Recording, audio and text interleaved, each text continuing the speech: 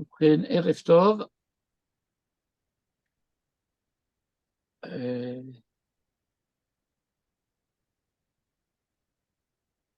J'ai confondu quelque chose, Jo, quand tu vas parler de Rigzou. J'ai pensé à un autre enseignement de Manitou à propos de ce que Joseph dit à ses frères, Al tirgezou baderer.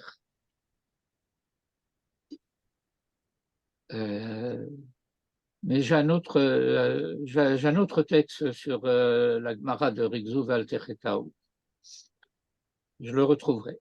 Celui-là, je sais un peu moins bien où il est, mais je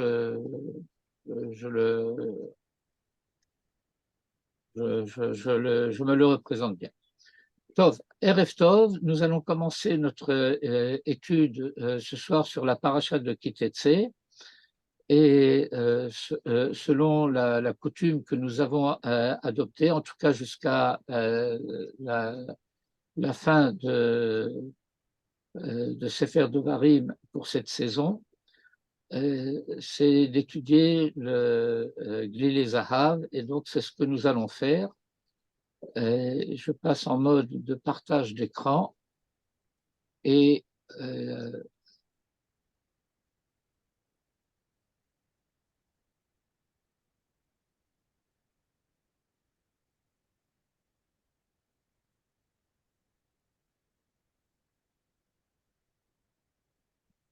je commence par dédier, comme d'habitude, notre étude L'Irfouata Shlema V'Achlamata Meira Shel Ishti Rayati Chaya Ruth Bat Dina.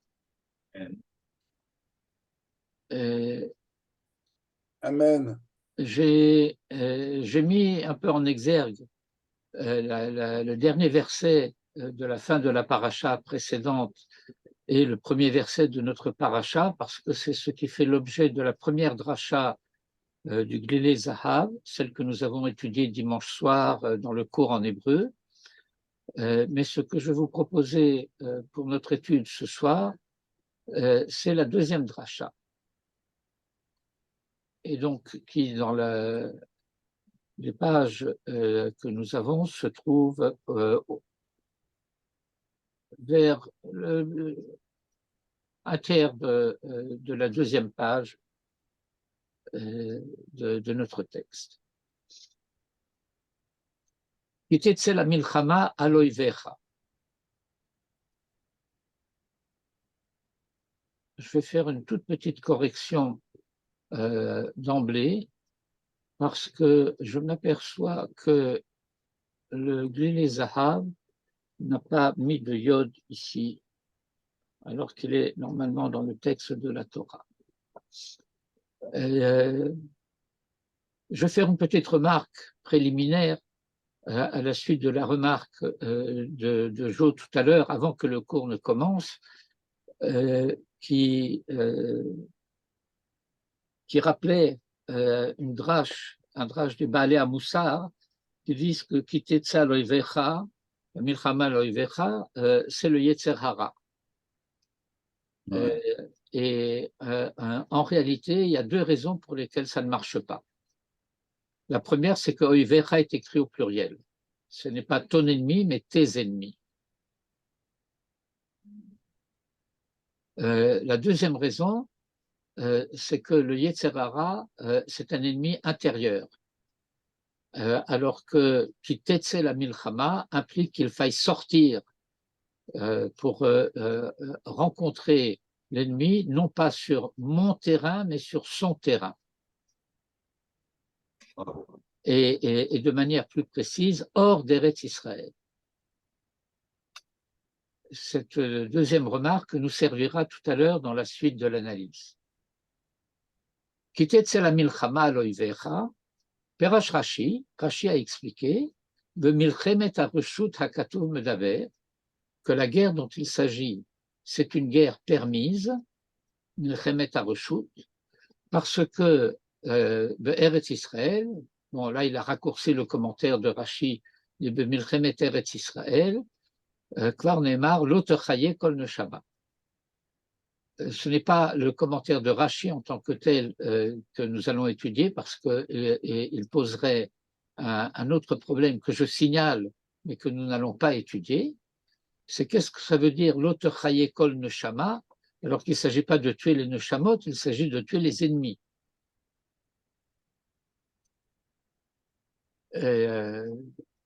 Et, et donc, la partie du commentaire de Rashi qui nous intéresse, c'est de dire il s'agit de Milchemet Hareshut.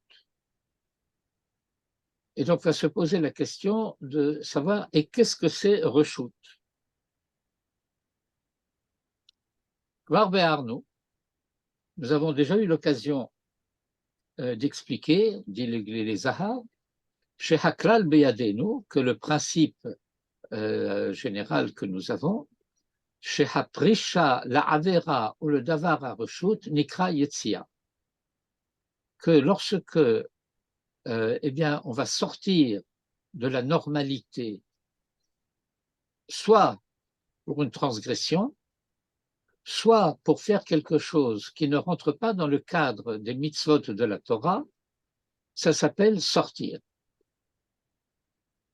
Je sors du cadre de deux manières, soit par la faute, soit par le domaine de quelque chose qui serait indifférent à la volonté divine. Et on peut se poser la question, ou peut-être on doit se poser la question, est-ce que ça existe quelque chose qui serait indifférent à la volonté divine? Quelque chose qui n'est ni permis ni interdit? Shekol she'eno lo mitzvah velo avera nikra reshut. Parce que tout ce qui n'est ni obligation ni transgression s'appelle permission. Je ne suis pas très content de la traduction de permission pour reshut, mais si vous avez mieux à me proposer, je suis preneur. Il va donner un exemple. Dans les règles du Shabbat, eh bien, et c'est d'ailleurs la première règle du Shabbat par laquelle commence Masechet Shabbat,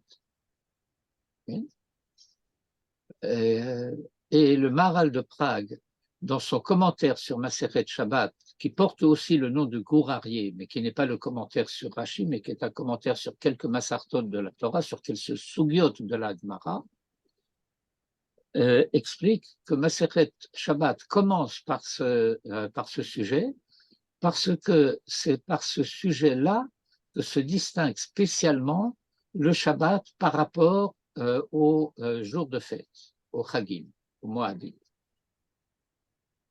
Et donc, cette mitzvah particulière du Shabbat, c'est la Hotza'a, mi reshut le reshut. Le fait de faire passer un bien, un objet, d'un domaine à un autre. Un domaine qui s'appelle Reshut Arabim, le domaine public, et un domaine qui s'appelle le Reshut Ayachid, qu'on traduit par le domaine privé. Bien que ça ne fasse pas partie de notre étude, je ne peux m'empêcher de signaler que les commentateurs qui vont dans le sens de ce qu'on appelle l'intériorité de la Torah, Pnimiyut HaTorah, expliquent qu'il s'agit du problème de la communication entre le domaine de l'unique et le domaine de la multiplicité. Yachid, Yechido Shel Olam, le domaine de celui qui est l'unique du monde, auquel s'oppose le domaine de ce qui est le multiple, la multiplicité, la division, etc. Je referme cette parenthèse. Et donc, comme au Hachatzer de Hakarmélite, la cour est un lieu que la Gemara appelle carmélite et qui n'est ni Reshut Arabim ni Reshut Ayachid, mais quelque chose qui est un peu hybride entre les deux. Chez Eno lo Reshut Ayachid velo Reshut Arabim. Et là, sauf que, à lieu des Hérouv, par un procédé que l'on appelle le Hérouv, cela signifie le fait de mêler, mélanger, faire communiquer. Meshatfin otam, eh bien, on va associer aussi bien la cour que la carmélite, le reshut hayachid, au domaine privé. Et ce fait d'associer ce qui est de l'ordre ni du reshut harabim, ni du reshut hayachid, donc ni du permis, ni de l'interdit, au domaine du reshut hayachid, eh bien, il a son pendant, son parallèle, son correspondant dans l'existence. V'chen tzrichim le hishtadel. Et de même, il faut s'efforcer. Le hachnis kol davar shehu reshut, d'introduire toute chose qui appartient au domaine de l'indifférencié, el geder à mitzvah, pour l'introduire dans le domaine de la mitzvah. De manière absolue. Ve'afilu v'sha she'osek b'masa u'matan. Et même lorsque on est occupé à ses affaires. Ve'ochel ve'shoté. Et qu'on mange et qu'on boit. Afilu v'sha shehu yashen. Et même pendant le temps du sommeil. À savoir que toutes ces activités-là, et même ces inactivités qui sont le temps du sommeil, chez Yichaven Bahem, que l'intention soit, chez ta noir d'arato ala, afin que son esprit soit disponible, Yuchal la'avod et Hachem, et qu'il puisse servir Hachem comme il faut. Et donc, de cette manière, Nimtsa Oved Hachem Kol Yamav, il se trouve servant Hachem. Ici, Kol Yamav, c'est pas seulement Kol Yamav au sens de tous les jours de sa vie, mais de la totalité de chaque journée de sa vie. Dans la journée, eh bien, je vais consacrer du temps à l'étude, je vais consacrer du temps à la prière, je vais consacrer du temps à pratiquer telle ou telle mitzvah. Mais je mange, je bois, je dors, je m'occupe de mes affaires, et pendant ce temps-là, je ne suis pas occupé à pratiquer des mitzvot. Eh bien, si je dis ces affaires que je fais, le fait de manger, de boire, c'est pour préserver au travers de la vie quotidienne la capacité, la possibilité de pouvoir servir Torah ou mitzvot, la Torah et les mitzvot, eh bien, cela signifie que même toutes ces activités qui a priori appartiennent au domaine des choulines, ce qu'on appelle le profane, sortent du domaine du profane et se trouvent introduits dans le domaine de la sainteté. Chez Nehemar, à la manière d'un verset des Proverbes, Bechol derachecha da'ehu. Bechol derachecha, en toutes tes voies, V-O-I-E-S, da'ehu, connais-le. J'ouvre une petite parenthèse rapide. Da'ehu, connais-le. Ben voilà, David, il n'est pas en vacances. Non, c'est pas en vacances. Ehu, ça s'écrit Dalet Aïn, He Vav. Et donc, cela peut se lire que en toutes tes voies, le rôle de Rachecha soit occupé à l'union, puisque Darat, ça veut dire aussi unir, selon le sens du verset Adam Yada et Trava Ishto, à unir le He et le Vav, qui sont les deux dernières lettres du Shem Havaya. La lettre Vav est la troisième lettre, la lettre He est la quatrième lettre, et elles font allusion respectivement aux cieux et à la terre. Et donc, cette lecture nous fait lire, eh bien, en toutes tes voies, sois occupé à réunir la terre qui en est séparée a priori des préoccupations du ciel, d'a uni le He et le Vav. Et c'est précisément en ce sens-là, bien que l'ordre des lettres dans le Shem Havaya soit Vav He, c'est le fait que c'est le He qu'il faut unir au Vav. Et c'est en ce sens-là également, puisque nous sommes Chodesh Elul, qui est Chodesh HaRachamim VaSelichot, que nos maîtres nous font lire le mot Teshuvah au sens de Tashuv He, de ramener le He qui s'était écarté de sa position privilégiée, uni au Shem Havaya, qui s'en était éloigné, que nous en avons éloigné, eh bien, il faut le ramener et le rattacher au nom. Et l'autre? Non, pardon. Oui, quelqu'un veut dire quelque chose? Pas du tout. Vezeinyan Amaram, et c'est à ce sujet que nos maîtres ont enseigné, Kiyem Avraham Avinu, que Avraham, notre père, a pratiqué Afilu Eruv Tafshilin, Eruve Chatzerot, y compris Eruv Tafshilin. Permettez-moi de corriger ce chet qui a échappé à ma vigilance initiale, Eruve Chatzerot. La Gemara veut établir que les patriarches ont pratiqué toute la Torah. Et avant qu'elle n'ait été donnée. Jusque dans les moindres détails.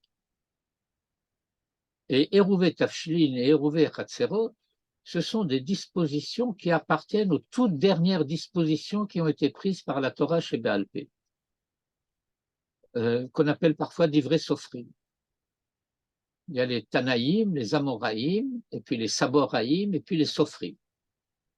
Rav, qu'est-ce que c'est Irouvet Chatzerot? Eh bien, Eruvé Chatzerot, c'est le fait qu'on va associer des espaces qui ne sont a priori ni des espaces privés ni des espaces publics pour avoir le droit de transporter des objets dans ces espaces. On va donc faire quelque chose qui va associer ces espaces neutres à l'espace privé, de telle sorte à pouvoir transporter des objets dans ces espaces. Et il faut donc étudier la première sugya de Masechet Shabbat à propos de Carmélite et Chatzerot. Par exemple, les espaces d'habitation étaient traditionnellement, couramment construits de telle manière qu'il y avait plusieurs bâtiments qui étaient des logements, et au milieu de ces bâtiments qui étaient des logements, il y avait une cour qui était commune à tous les propriétaires. C'est quelque chose qui est aujourd'hui extrêmement courant dans les endroits où il n'y a pas de hérouve. Vous savez qu'aujourd'hui, dans la plupart des villes d'Israël, il y a un hérouve qui est établi par la rabbanout de la ville pour qu'on puisse porter dans la rue. Mais par exemple, je vais illustrer cela par une situation qui serait par exemple en dehors d'Israël. Imaginons un immeuble, on va le situer à Sarcelles. Et puis dans cet immeuble, il y a plusieurs juifs qui habitent. Peut-être même qu'il est tout entier habité rien que par des juifs. Alors chacun peut transporter à l'intérieur de son appartement.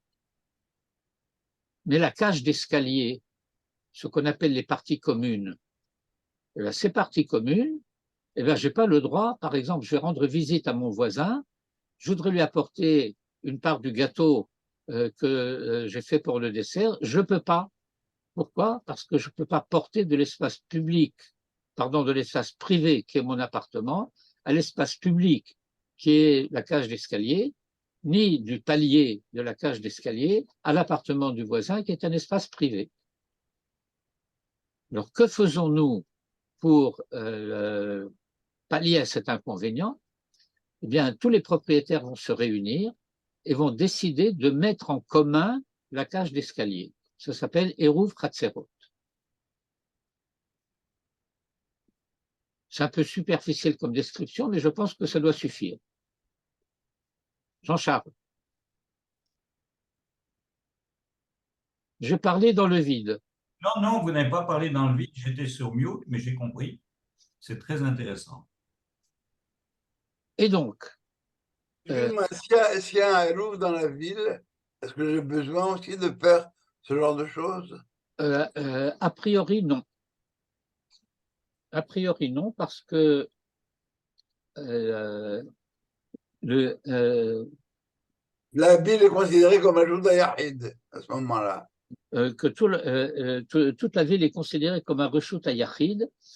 Je vais vous expliquer de quelle manière le Rav Rothenberg Zatzal nous expliquait qu'il fallait établir le Eruv Khatzerot pour qu'il soit sans défaut. Une des définitions de l'espace privé, c'est que je peux pénétrer partout dans l'espace privé. Et donc, il nous a dit, eh bien, il faut faire constituer le Hérouv par un pompier. Parce qu'un pompier peut entrer partout sans avoir demandé la permission.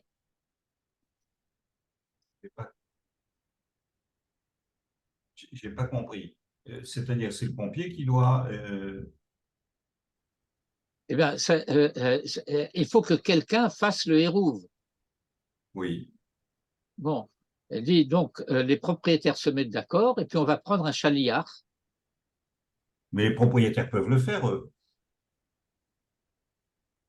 Et les propriétaires peuvent le faire, mais la préoccupation que le Rav nous expliquait, c'est que est-ce que les propriétaires sont vraiment d'accord pour que vous rentriez chez eux sans avoir la permission? Ça veut dire que on adopte le principe de faire un hérouv, mais on garde quand même une certaine réserve. Or, pour que le hérouv soit totalement cachère, il ne faut pas qu'il y ait de réserve.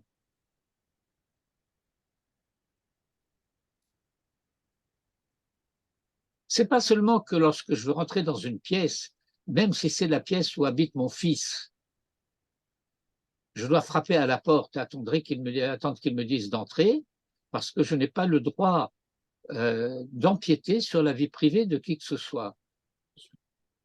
Pas même de mon fils, même quand mon fils a 6 ans. Je ne sais pas si vous êtes bien clair sur ces principes. Oui.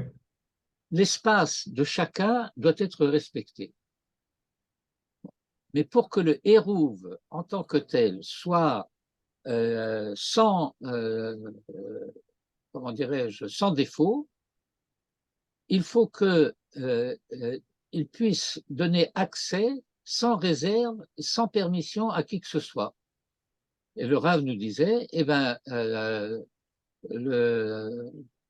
le mieux dans ce cas-là, c'est un pompier.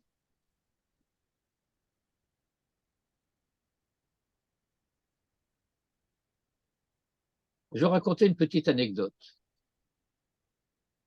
Il y a une vingtaine d'années, je travaillais avec un ami, nous avions monté une société d'informatique et nous avons eu un contact qui a fait que nous avons pu soumissionner pour créer un programme pour la police, ce qu'on appelle Moked Mea. Moked Mea, si vous voulez, c'est police secours. Et donc, c'était un logiciel où la police reçoit des appels qu'elle doit transmettre à des véhicules, à des unités qui sont en route, etc. Par exemple, le fait qu'un véhicule va arriver à un carrefour et il demande la permission de pouvoir griller le feu rouge. Alors, je ne sais pas si la loi en Israël a changé, mais à cette époque-là, une ambulance, comment on dit ça, je sais pas Ezra, c'est Tipoul Nimratz, et une voiture de police devait avoir le Ishour de Moked Mea pour pouvoir passer un feu rouge. Les seuls véhicules qui peuvent passer un feu rouge sans avoir de permission, c'est la voiture des pompiers. Je ferme la parenthèse, je reprends l'étude. Et donc, je souligne 19, que Abraham respectait, pratiquait, y compris Eruv Tavshilin et Eruv Chatzerot. Et le Rav explique de Tsarir Beur, et ça demande à être expliqué. Madoua Achazu Eruvin Davka. Pourquoi? Pour souligner cela, a-t-on choisi de citer comme exemple spécifiquement Eruvin?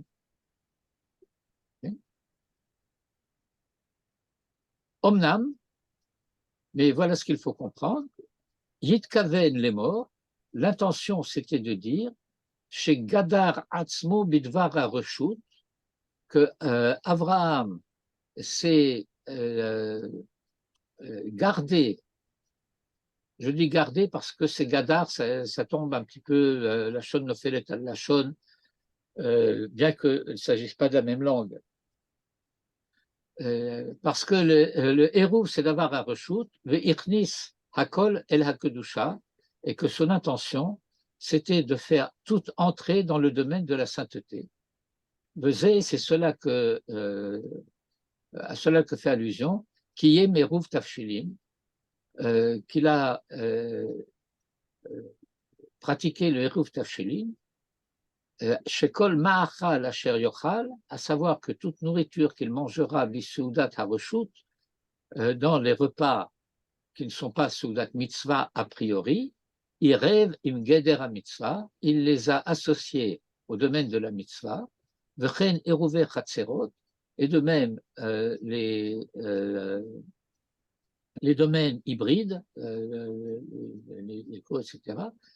Erev et Achatzer Shehu Reshut, il a associé la cour qui est du domaine extérieur, les Reshut Ayachid, au domaine de l'unique, Shehu Makom à Mitzvah, qui est le lieu de la Mitzvah, Vekiyem, et il a pratiqué ainsi, Bechol de Rachecha Da'eru, en toutes ses voies, connais-le, unifie le profane à la sainteté. Ça, c'était l'introduction. Al-Yedé Sarafé Ma'ala. Sarafé Ma'ala, c'est une expression que le Glilé Zahav utilise beaucoup, pour laquelle je n'ai pas trouvé vraiment de traduction. Là encore, si vous avez des idées, je suis preneur. Mais cela désigne des auteurs sublimes. Auteurs, pas des auteurs AU, mais des auteurs HAU. Nidbaer Lanu Ma'amaram. Cela nous permet de comprendre leur enseignement. Uva beperush Rashi beparashat Vayetze Yaakov, qui a été cité par le Rashi dans son commentaire sur la paracha de Vayetze Yaakov. La Manéma, on se pose la question de savoir pourquoi est-ce qu'il a pu dire, pourquoi a-t-il fallu dire que Jacob est sorti de Beersheba, alors que nécessairement pour aller à Haran, il devait sortir de Beersheba. Et là, le Lamed, et que cela vient nous enseigner, c'est ça le commentaire de Rashi, chez Yetziat Hatzadik Mehamakom Osa Roshem, que lorsque le tzaddik sort du lieu de sa résidence, eh bien, Osa Roshem,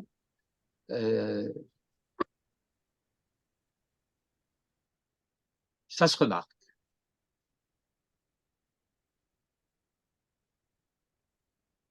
Vechen est de la même manière, Vatetse min hamakom, haneemar benaomi verut.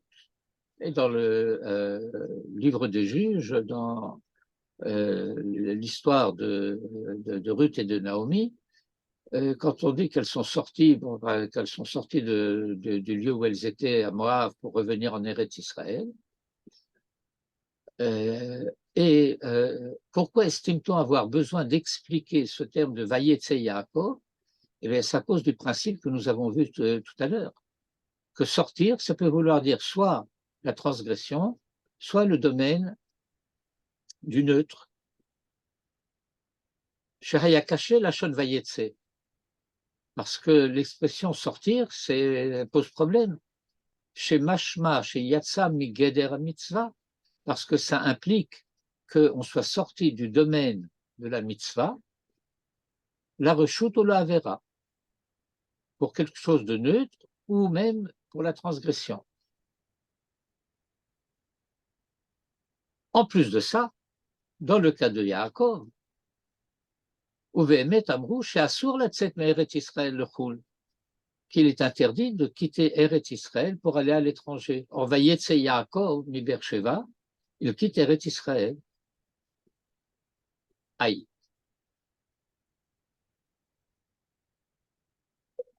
V'haya efshar lomar de l'echach idgish hakatuv leshon yotzia, et il eût été possible de dire que la raison pour laquelle le verset a souligné l'expression de Yotzia, pour nous enseigner, chez Yatsa Migeder Mitzvah, le Geder Avera, qu'il a quitté le domaine de la mitzvah pour la transgression, puisqu'il quitte Eretz Israël, et que c'est cela qu'on aurait voulu nous signaler.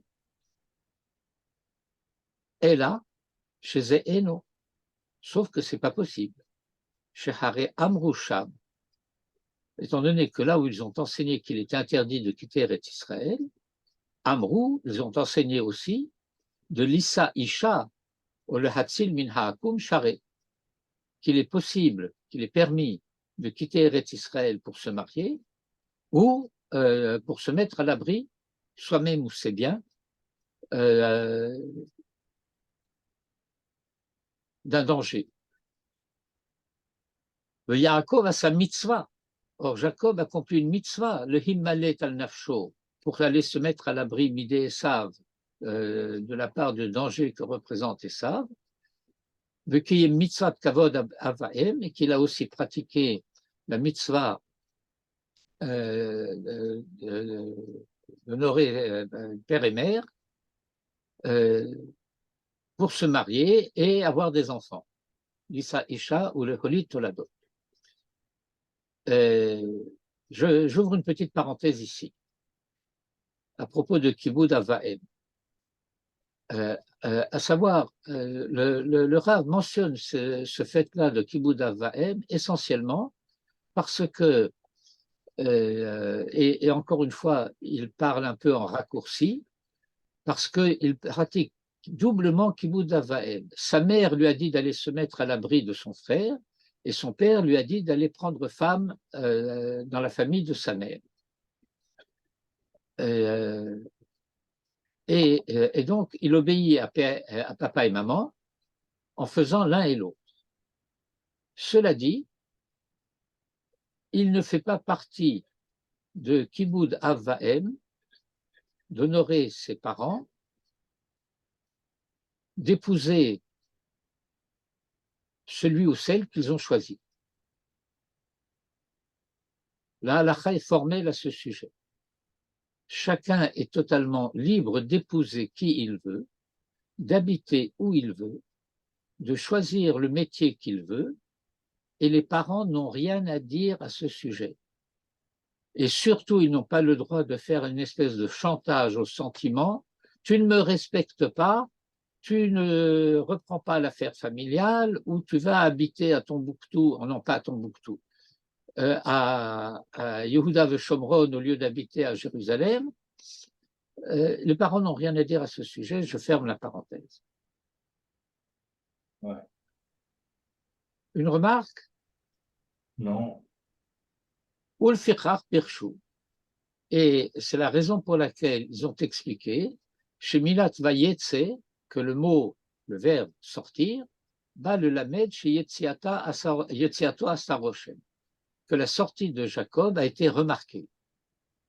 Vehiviu Re'aya, et ils ont apporté pour preuve, min vatetse min ha'ir ha'amur ben Naomi, de l'expression analogue utilisée à propos de Naomi et de Ruth, chez Cham, là où il n'y a pas lieu de dire que c'est une sortie qui peut être interprétée comme une transgression, puisque Adrab, bien au contraire, ils sont sortis de l'étranger pour monter en Eretz Israël. Et que par conséquent, Ela Vadaï, bien entendu, le Hodia chez Yetziat Tzadik min Hamakom, Osa Roshem, pour nous faire savoir que la sortie du Tzadik se remarque. J'ouvre une autre parenthèse, qui est la suivante. En quoi est-ce que la sortie du Tzadik est quelque chose qui se remarque? La plupart des commentateurs expliquent que lorsque le tzaddik est parti, son absence va se remarquer. Quelque chose manque dans la ville. Oui, mais quand Jacob est parti, il y avait Yitzhak et Rivka. Et par conséquent, pourquoi l'absence de Jacob se remarquerait alors que les deux grands tzaddikim, que sont Isaac et Rivka, sont encore là-bas? Alors, il y a un commentaire qui est un peu, comment dirais-je,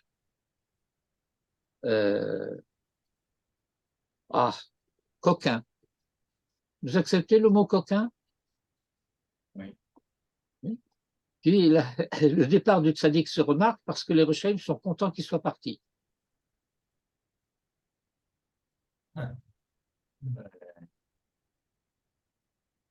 Bon, je referme la parenthèse.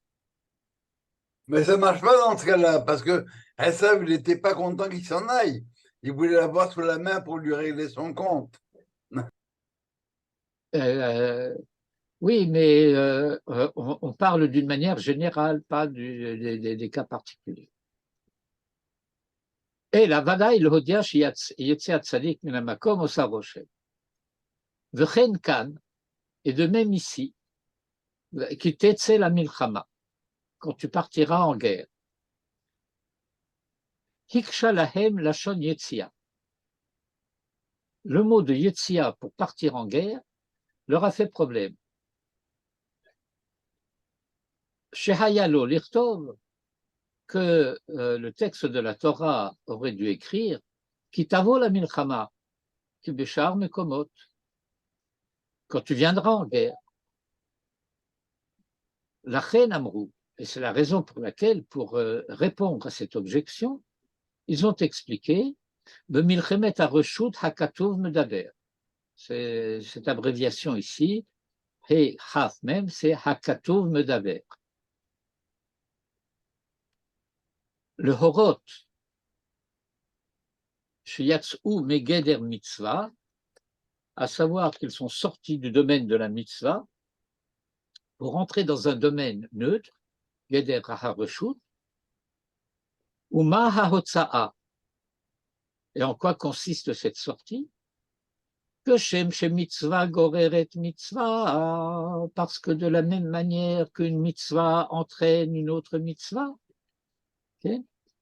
Eh bien, la suite de la Mishnah dans les Pirkei Avot, c'est avera goreret avera, une faute en entraîne une autre, et que dans notre cas présent, car reshut goreret reshut. De la même manière, eh bien, quelque chose de permis va entraîner quelque chose d'autre de permis, et où est-ce que ça s'arrête? Et où est-ce que ça s'arrête? Eh bien, tu arrives à Veraïta Bashivia.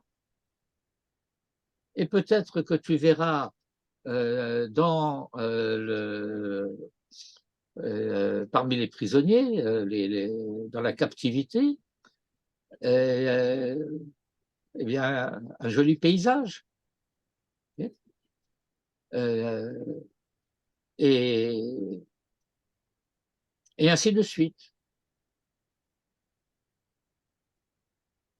Et alors, le Rav va citer un midrash qu'il a déjà cité un peu plus haut. Et je vais monter pour aller voir cette chose-là.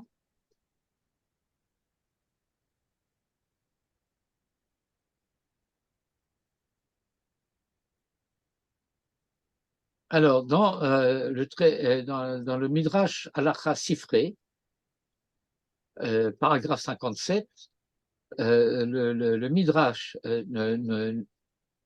dit la chose suivante. Im asita et kol ha'amur ba'inyan, si tu as fait tout ce qui a été dit dans le sujet, le sof shachem elokecha netana beyadecha, eh bien, il en résultera que Hachem te la livrera. Ce midrash n'est pas dit à propos de notre verset qui était Tzel Milchama Aloivecha, mais à propos du siège de la ville, dont il a été question dans la paracha précédente. Unetana beadecha, il te la livrera, la ville. Et alors, une des questions qui se pose, Maneemar Bainyan, de quelles choses qui ont été dites à ce sujet est-il question?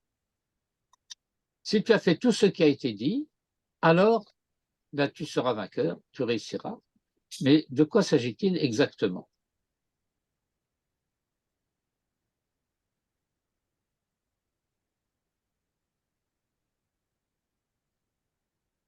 Velohod, et voilà, donc en plus, im lo yaase que Moshe Amrou Bainyan, s'il n'a pas réalisé tout ce qui a été dit à ce sujet,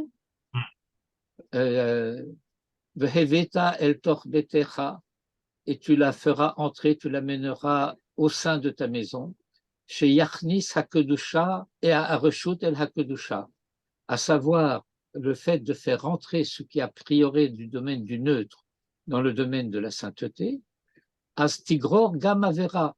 Alors la rechute en question peut entraîner même une Avera, okay, ainsi qu'il est dit à la suite de la paracha, chez les marques qui est le Ish Ben Sorer ou Moré, à savoir que cette femme va pouvoir lui enfanter un fils rebelle. Et là, bon, ça c'est le cadre général. On suit assez bien, on comprend assez bien, mais ce n'est pas totalement limpide. Et là, chez Adaïn Yesh le Fakfek Badava. Il y a lieu encore de se poser des questions à ce sujet. Kibhashkafa Rishona, parce que, à première vue, Nir Esh Yesh Bazé Gam Avera la Tset. Je ne sais pas si là-bas c'est un He ou un truc, mais ici on va le remplacer par un He. Parce que Kitet c'est la Milchama, l'Oivecha, ça veut dire que tu vas sortir d'Eretz Israël pour aller faire la guerre ailleurs, en dehors d'Eretz Israël. Okay. Il semble bien qu'il y ait donc la faute qui consiste à sortir d'Eretz Israël pour l'étranger. Chez Neymar, Ki Girshuni Hayom Histaper Benachalat Hashem, les morts, Lech Avod Elohim Acherim. Et donc, le Rav cite non seulement le verset de Shmuel, mais aussi la Masechet Ktubot, page 110b, où la Gemara, et cette Gemara, c'est une Boraïta, c'est une Baraïta. La Baraïta, c'est un passage de la Torah Sheba'al Peh qui est de la nature de la Mishnah. Ça veut dire que cela fait partie de la plus haute autorité de la Torah Sheba'al Peh. Les Baraïtot ont les Tanaïm pour auteur, et nous savons qu'on ne s'oppose pas aux Tanaïm. Un Amora ne peut pas s'opposer à un Tana. Un maître de la Gemara ne peut pas s'opposer à un maître de la Mishnah. Rav, je n'ai pas compris pour la femme captive. Si on va selon le principe qu'on l'a fait sortir du Réchout pour le faire entrer dans le domaine du Yahri, du privé, le monde des mitzvot qui est ma maison, pourquoi c'est mal? Au contraire, ça devrait être parfait. Alors, bien entendu, le Rav parle de manière un petit peu raccourcie. Euh, eh bien,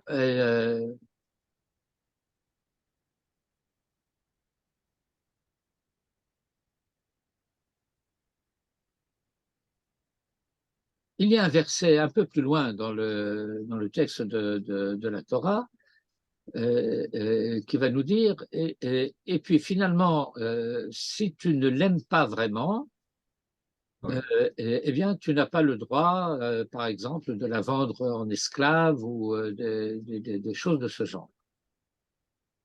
Mais l'idée sous-jacente, c'est que si tu l'épouses, bien qu'il y ait un problème, alors tu ne fais pas entrer quelque chose dans le domaine de la Kedusha, tu fais entrer un problème de Avera dans le domaine de la Kedusha.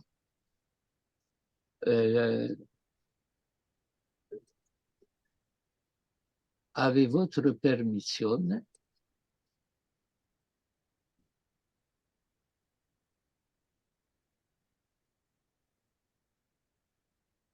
bon, attendez une seconde.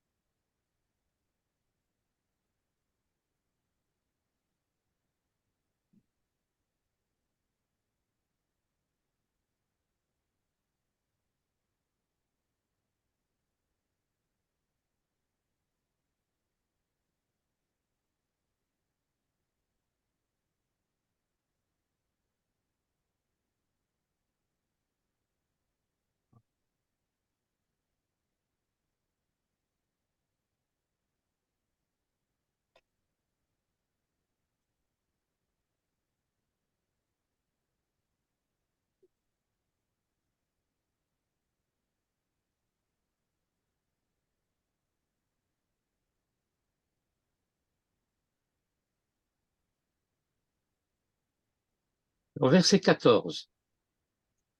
V'haya imlo chafatzta ba, v'shilachta lenafsha, umachor lo timkerena bakasef, lo titramer ba tachat asher inita. Et puis ensuite, kitihina le ish tenashim, ha'achat ahuva ve'achat senua, ve'yaldu la banim, ve'yaldu lo banim ahuva ve'asnua, va'ya ben ha'bechor l'asnia. Et ensuite, dit kitihina le ish ben sorer ou moré. Et donc, la tradition voit des enchaînements entre ces versets. Et en particulier, la Torah a dit V'haya imlo chafatz taba v'shilachta le nafsha. Et si tu ne la shilachta pas le nafsha, alors le résultat sera que tihina le ish tenashim achat ahuva v'achat snua. Et s'il y a une achat qui est snua, eh bien que c'est elle qui aura le droit à avoir le fils aîné, okay, eh bien l'enfant qu'elle risque de lui enfanter, c'est Ben Sorer ou Moré. Et d'où il est sorti ce Ben Sorer ou Moré? Eh bien, il est sorti du fait que dans le processus, il y a eu un accroc.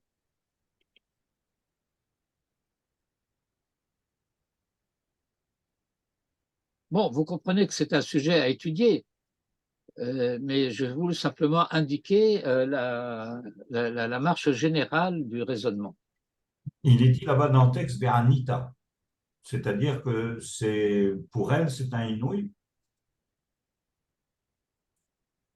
Eh bien,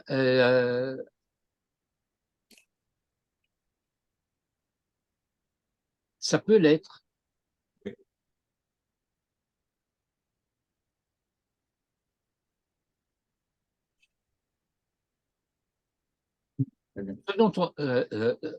Ce dont on parle, avec votre permission, j'ouvre donc une parenthèse et vous allez donc devoir m'accorder 5 minutes de plus dans la durée du cours.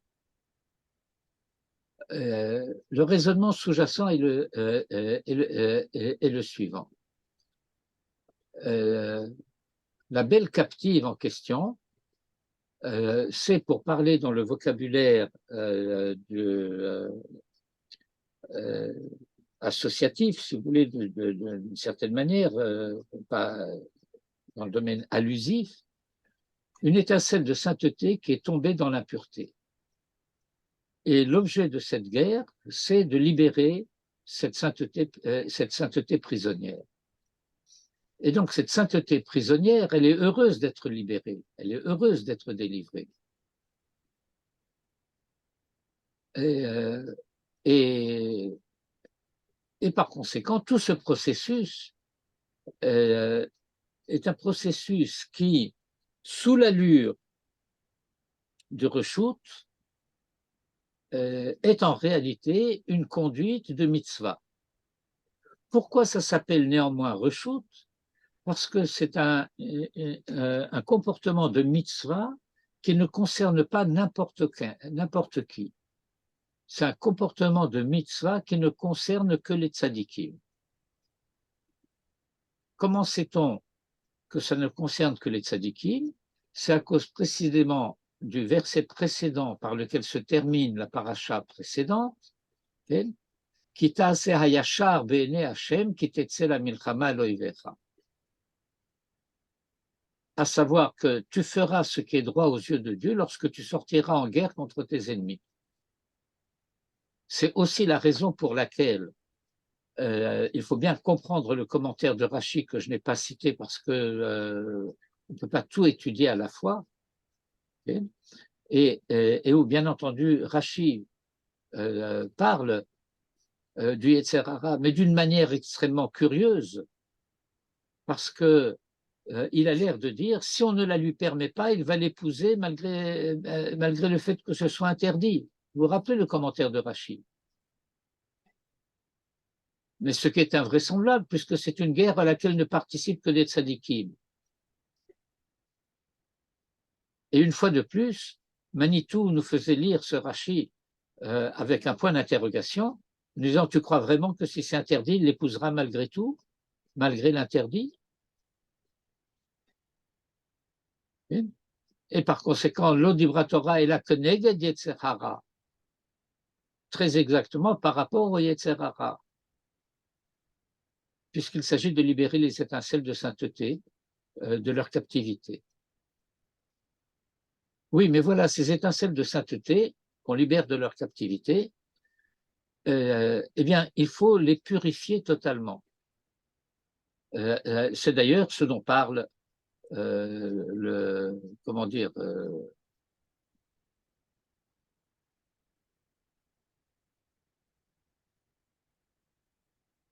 ce dont parle la Torah ici, lorsqu'elle dit והבאת אל תוך ביתך, וגילך את ראשה, ועשת את ציפורניה, והסירה את שמלת שביה מעליה, וישבה בביתך, ובכתה את אביה ואת אמה ירח ימים. Tout cela, ce sont des processus successifs de purification pour se débarrasser de la gangue des écorces, des clipotes qui entourent cette étincelle de sainteté. Et c'est à ce sujet que le Midrash de Sifré dit aussi, si tu as fait tout ce qui est dit à ce sujet, alors tu as libéré l'étincelle de sainteté, et donc tu as réussi, mais le risque d'échec existe si tu n'as pas fait tout ce qu'il fallait, et qu'il y a de l'impureté qui est mêlée à cette sainteté, et alors quand l'impureté est mêlée à la sainteté, ça engendre des catastrophes.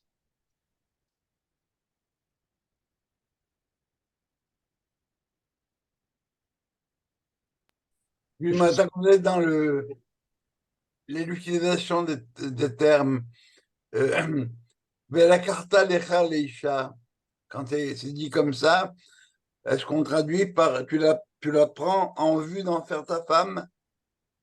Donc, tu la prendras pour toi comme femme. Oui, non, mais je la prends pour femme, ça veut dire que tu consommes.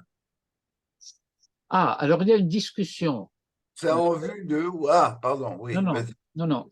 Il y a il y a une discussion dans le Talmud à ce sujet, de savoir est-ce que la Yefat Toar est déjà permise sur le champ de bataille ou qu'elle ne sera permise qu'après tout le processus. C'est en discussion, je ne rentre pas là-dedans.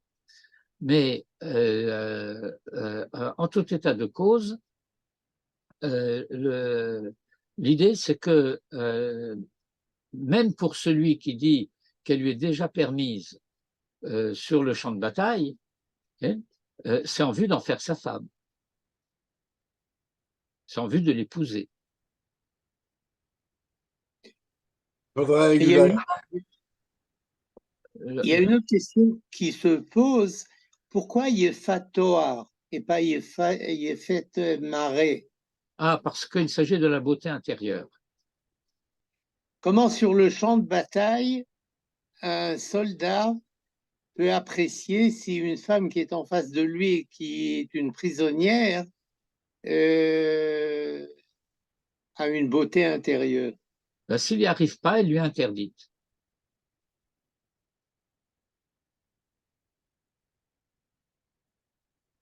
Pélican traduisait Yefat Toar par elle est faite autour. Bon, Pélican copiait quelqu'un qui était un Ah, humoriste alsacien, strasbourgeois, dont Manitou parle d'ailleurs dans Kimitzion.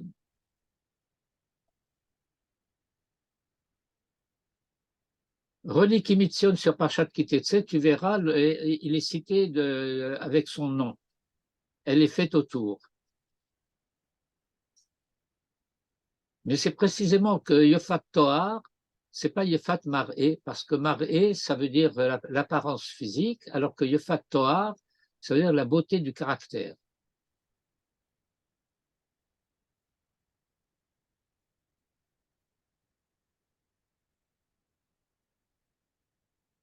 Encore une fois, c'est pas n'importe qui avait le droit de participer à cette guerre-là.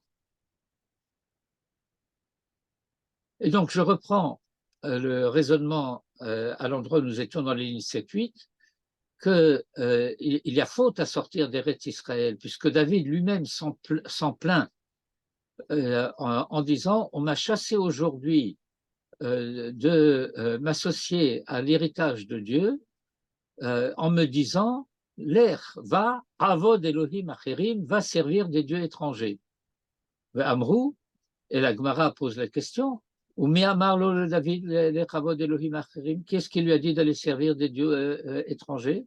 Et là, mais c'est parce que Kol hayotze me'eretz Israël chutz la'aretz,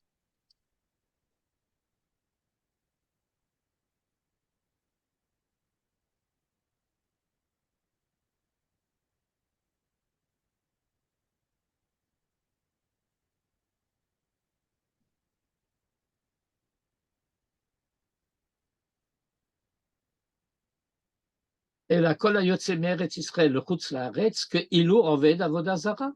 C'est comme s'il pratiquait un culte étranger.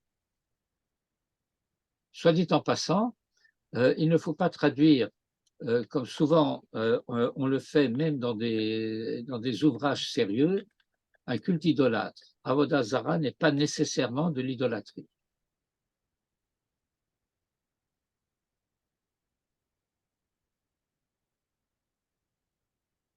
Veimken, et par conséquent, comment la Torah a-t-elle permis de sortir d'Eretz Israël pour une guerre permise? En réalité, ce n'est pas du tout quelque chose de permis. Et la Avera, la Tset Meret Israël, le Chutz Laaretz, la faute qui consiste à sortir d'Eretz Israël pour aller à l'étranger.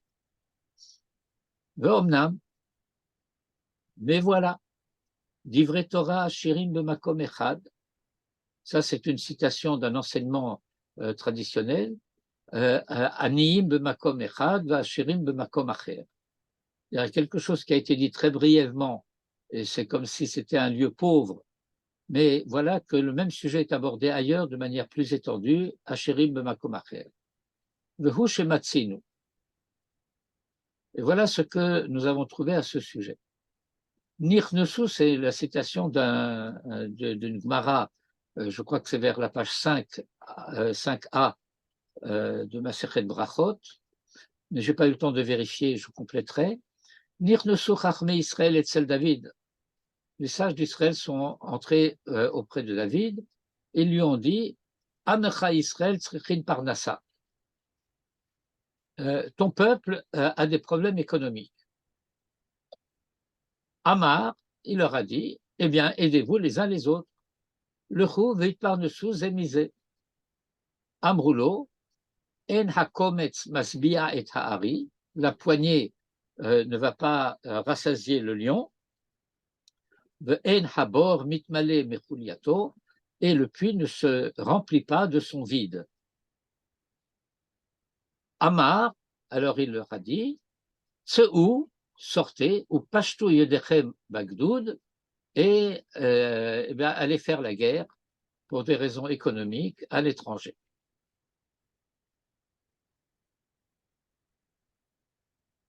Venir et Shema she'amru enakometz masbia et habor ve'en habor mitmale mekuliato, que la réponse des sages qui ont parlé avec David en disant la poignée ne va pas rassasier le lion et le puits ne se remplit pas de son vide, ki hatshuva el omro hitparnesu zemisé, et la réponse à ce que David leur avait dit, allez, aidez-vous l'un l'autre, les uns les autres.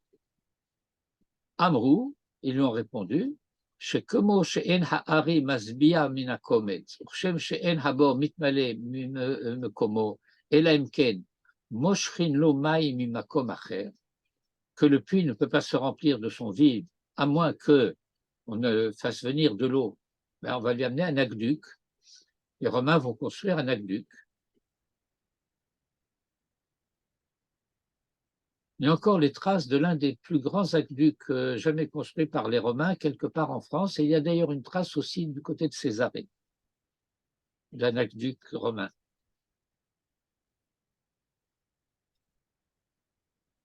Le Fichach, Amar Lahem, Tseu le Choul, et c'est pourquoi il leur a dit, partez à l'étranger, sortez à l'étranger, ou Pashtu Yodechem Bagdoud, et que les armées fassent leur travail. Al-Kol Panim, en tout état de cause, Nimtsenu le Medi, nous nous trouvons avoir appris misé de cela, qui lo hetir lahem latzet le chutz laaretz, et la bishvil dochak aparnassa, qu'il ne leur a été permis de quitter Eretz Israël que à cause de la pression économique. Venirez chez Mikan Lamdou. Et il apparaît que c'est d'ici qu'ils ont appris les sages, chez Assur latzet me'eretz Israël, qu'il est interdit de sortir d'Eretz Israël, et la imken chazak hara'av ba'aretz, à moins qu'il y ait une famine, une lourde famine dans le pays, et ça veut dire que la pression économique, c'est pas simplement, comme on va dire,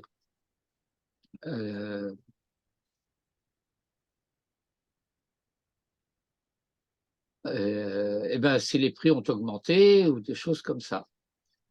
Chez l'Ohetira Torah, que la Torah n'a pas permis, la Tset la Milchama le Chutz Laaretz, de partir pour faire la guerre à l'étranger, et là, Al-Tzada Dochak, le malé Shever Ra'avonam, que si vraiment la famine sévit. Sauf que, on n'a plus le temps de continuer à étudier. Je me laisse toujours entraîner à répondre aux questions, ça me fait énormément plaisir, mais j'oublie toujours que nous sommes extrêmement limités par le temps, et donc il reste un paragraphe important de l'analyse que nous n'avons pas la possibilité de lire ensemble. Eh bien, vous le lirez seul. C'est pas très difficile. Je vais essayer de repasser sur le texte pour faire quelques petites corrections, pas seulement esthétiques, compléter peut-être des références et des citations. Et il ne me reste plus qu'à vous souhaiter une fin de semaine bonne et une bonne suite d'études. תודה רבה. Bivracha. תודה רבה.